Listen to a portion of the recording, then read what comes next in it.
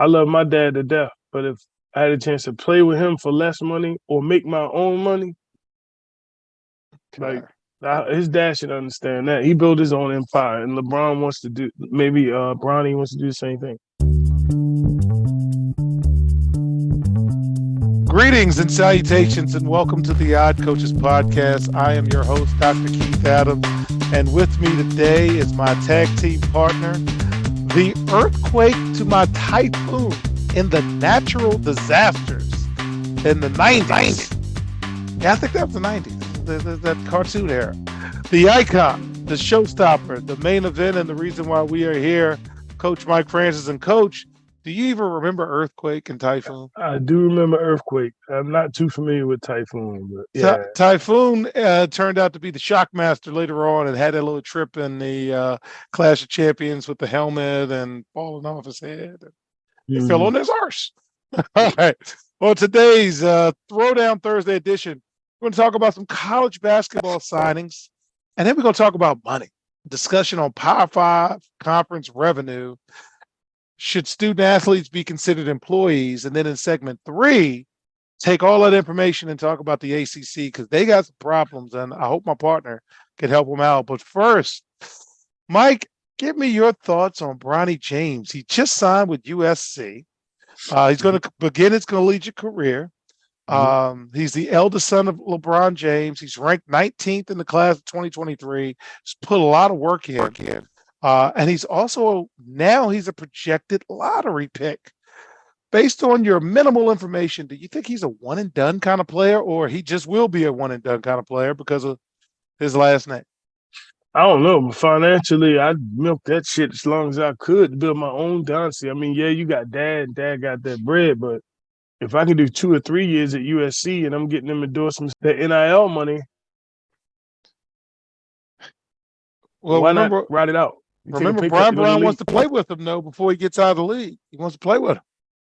I want to build my dynasty. I understand that goal. Maybe that's his father's goal. It might not be his. Okay. Like, let's be honest. I mean, I love my dad to death, but if I had a chance to play with him for less money or make my own money, Okay. his dad should understand that. He built his own empire, and LeBron wants to do, maybe Bronny wants to do the same thing. All right. So Howard University, I always like talking about Howard. Good friend, Kenny Blakeney's over there. He's doing a good job.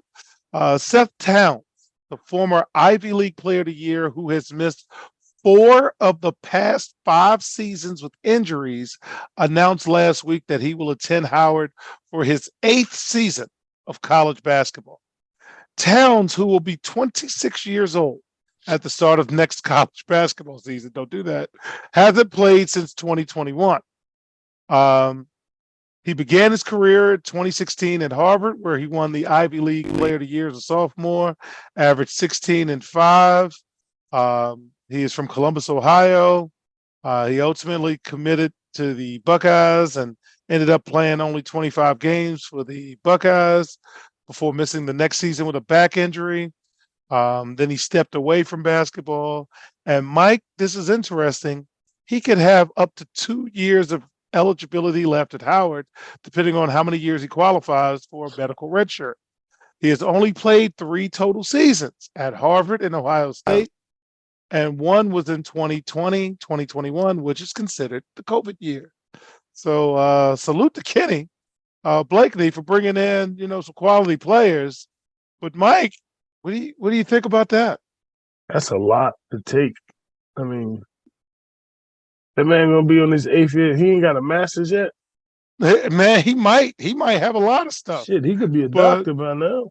But he's only played 3 years, and he's been injured, so he could get another 2, depending on how they rule on it. That's wild. I wouldn't know how to. That's I'm glad he was able to get talent, and let's hope that the kid has a good season for all he's been through. But not seeing he hadn't played in 2 years is it's a little. I would almost stay away from that, especially at the level that we're at. Like, I would stay away from that. Yeah, well, if he does get 2 years, he will conclude his college playing career at 28, or he could be a quarterback on an SEC And be what? team, Yeah. or he could be a quarterback on an SEC team. All right. Florida Finally, this State. segment. Whitehouse visit. The national champion LSU women's basketball team will visit the White House on May 26th, and the UConn men's Huskies men's basketball team will visit on May 26th as well. There's been a lot of talk about the White House visit over the last couple of years with different schools and stuff. So I have to ask, Mike, would you go on a White House visit if you won one of the college national championships? Ooh. I don't think I would go if I'm an LSU. I wouldn't go.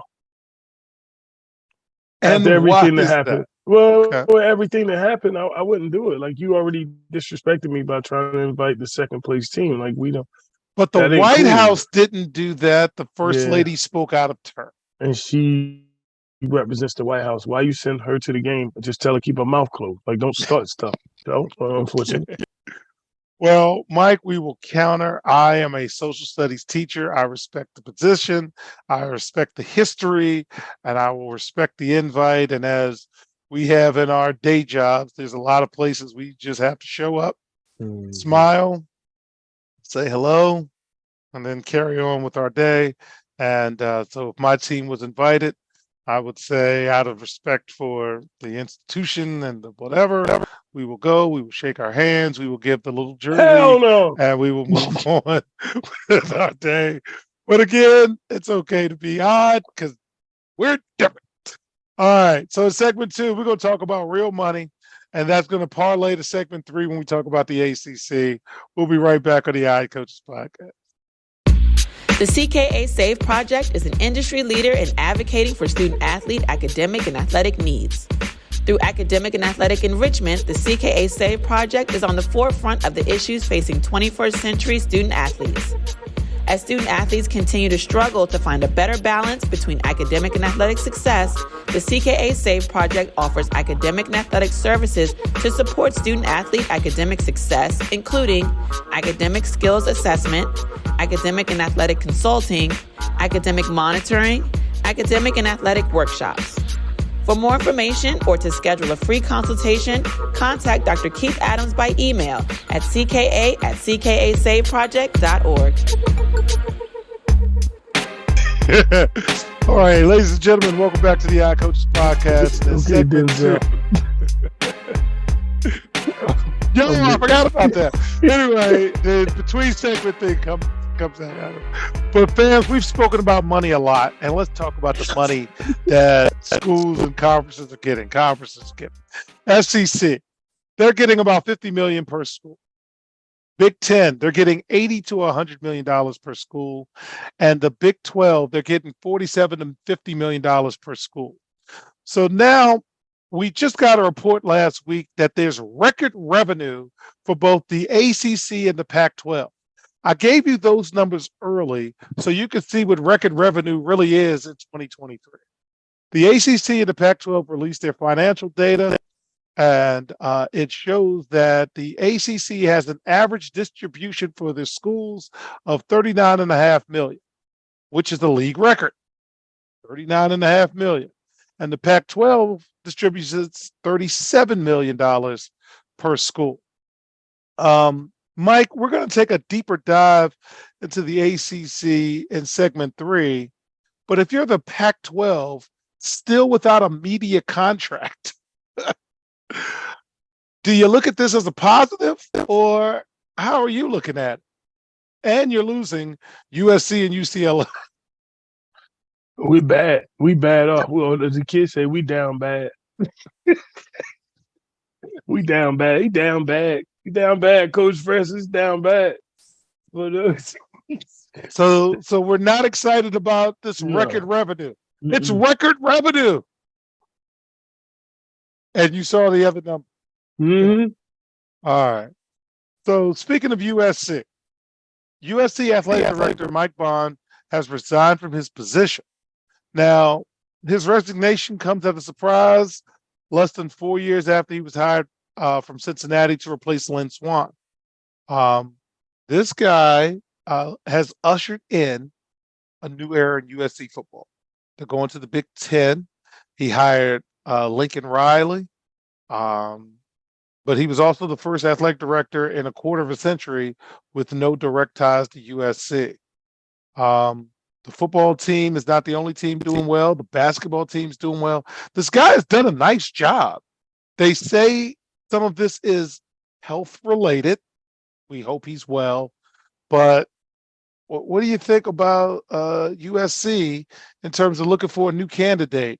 Are you going to go back to the USC family, or are you going to open it up? What are you thinking, Mike?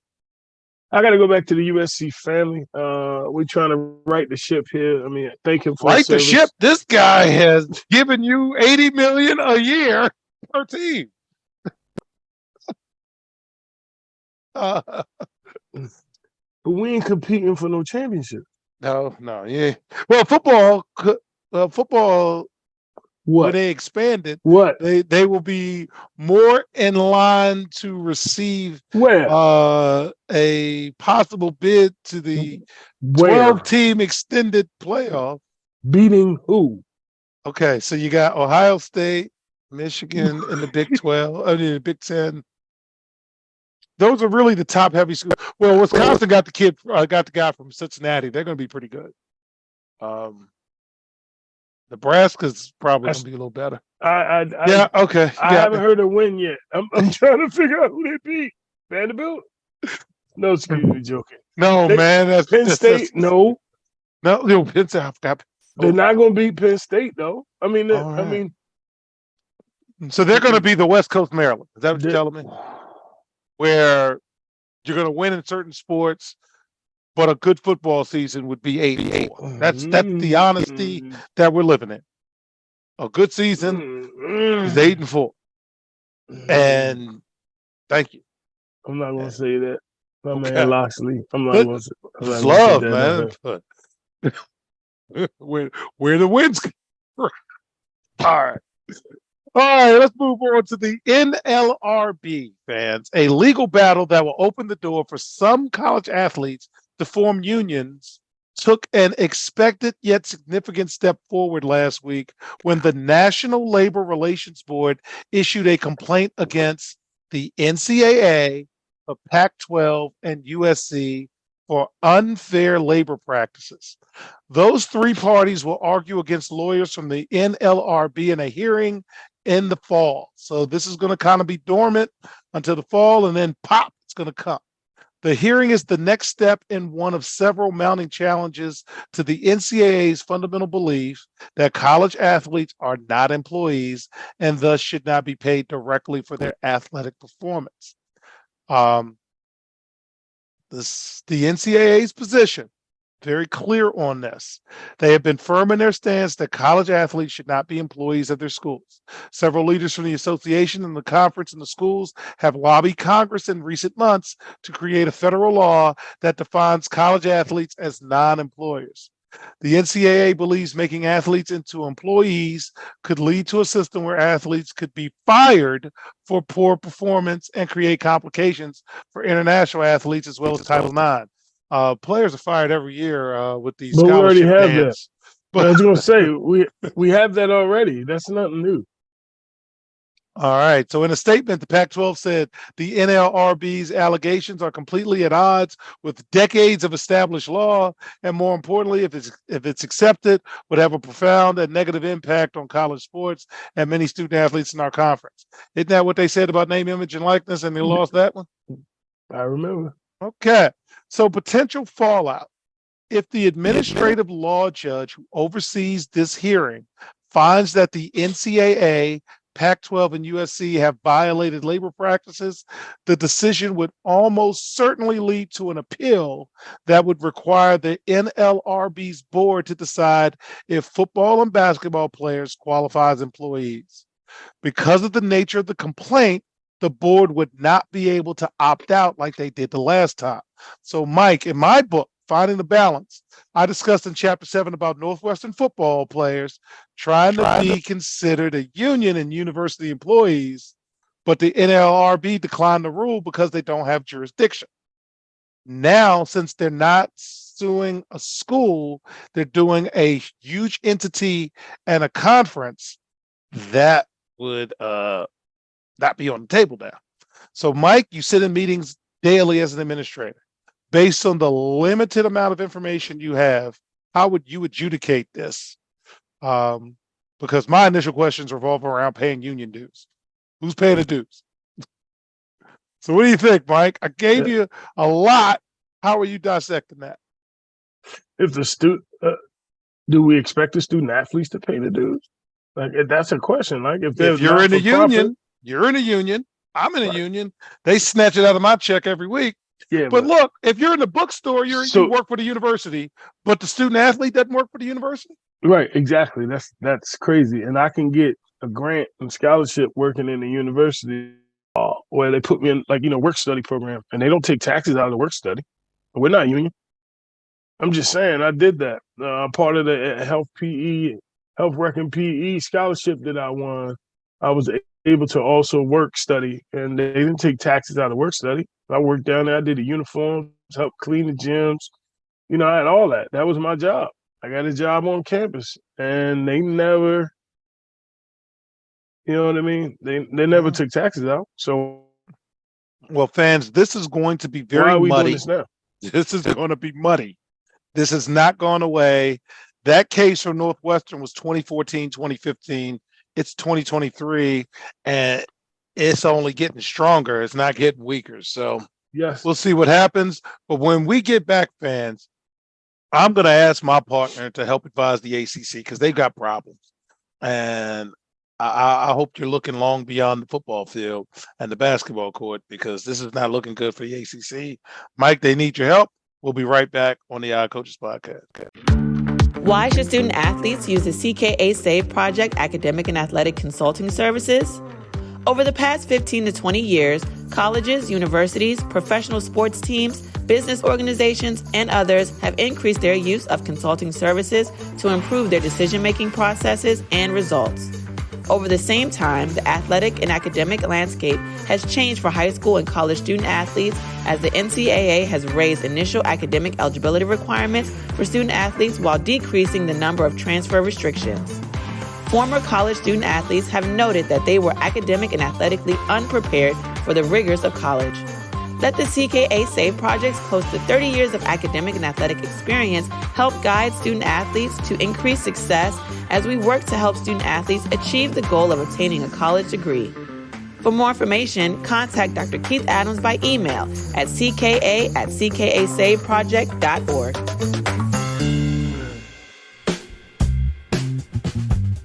Welcome back to the Odd Coaches Podcast. And in segment 3, we're going to take a deep dive on the ACC. So let me review the numbers with you from segment 2. SEC makes $49.9 million per school. Big Ten makes $80 to $100 million per school. Big 12 makes $47 to $50 million per school. ACC's making $39 million per school. And the Pac-12 rounds out with about $37 million per school. So ACC Commissioner Jim Phillips wrapped up 3 days of spring meetings last week with a message of unity, saying that his league's athletic directors have told him that we're all in this together. The week started off with a report that 7 schools are having their own discussion about the league's grant of rights and finding a path forward. Grant of rights means their TV deal and how much money they're going to get out of it. And it is apparently clear that their grant of rights with their TV contract is ironclad. Here are the schools that are having conversations with each other. Florida State, Clemson, North Carolina, Miami, Virginia, Virginia Tech, and NC State all had conversations amongst each other, and the other athletic directors were left out of the discussions. So let me give you some additional background. Phillips was not in those athletic director meetings when they were having those discussions either as the commissioner. Getting everybody to work together will be a challenge. North Carolina State is looking at the changing landscape, and their athletic director, Boo Corrigan, said, and I quote, "You got the conference piece, you got the campus piece, so you owe it to yourself to explore every option you possibly can." So, Mike, here are the ACC schools: Boston College, Clemson, Duke, Georgia Tech, Florida State, North Carolina State, Syracuse, Louisville, Miami, North Carolina, Notre Dame, except football, Pitt, Virginia Tech, and Wake Forest. Mike, you sit in meetings daily. What do you say to these schools, keeping in mind that the ACC is not making the money everybody else is, and UCF is in the Big 12. So UCF, the University of Central Florida, is making more money than Florida State. Florida's in the SEC. Georgia and South Carolina are in the SEC. Maryland's in the Big 10. Kentucky's in the SEC. West Virginia's in the Big 12. The states of New York, North Carolina, and Virginia are irrelevant in terms of football. And Penn State and Rutgers are getting Big 10 money. So how would you advise the ACC moving forward? See, ACC is delayed because they was one of the last ones jumping on everything, and so student athletes aren't coming. So moving forward, I would improve our NIL deals, and I would actually empower our schools and encourage our schools to continue the growth of the process and growth of these possibilities for student athletes financially. That's why they're jumping out. When schools don't do it, that's what's leading to the portal. Like when none of us was getting paid, or only 2 or 3 on the team was getting paid illegally, no one else knew how much it was, so they didn't really care. But now that we got NILs, and you look and see this guy's getting that money, and you bust his ass every day in practice, and then another school starts talking to you. And remember, like another conference, you can see that. Like, why am I playing this school? ACC basketball only got 5 teams in the tournament. Yes, they did. And it's because they don't have talent. 5 teams in the tournament. They don't have the talent. And of course, Clemson's getting drubbed by non-conference schools. South Carolina beat Clemson, if I'm not mistaken, this past season. And South Carolina is a middle of the road, middling, trying to get to 7 or 8 win SEC team. That's who they are. As we said in the previous segment, where the wind's coming. Where the wind's coming. So, man, this is going to be tough for the ACC. This is going to be tough. And you can't leave. That contract's kind of ironclad. So, all right. Any final words for the ACC before we wrap up, sir? No. I think we're good. Other than good luck? It's going to be hard for them to catch up now. They're playing behind. So, and the gap probably just continue to widen. So, we'll see what happens. But, hopefully they'll catch up. I told you they've been putting so much Jefferson Pilot money out. You stop with the Jefferson Pilot. and those weak graphics. Horrible. Barely you can see on the screen. No pixels. Did you say no pixels? None. All right. So on behalf of my tag team partner, I miss this guy.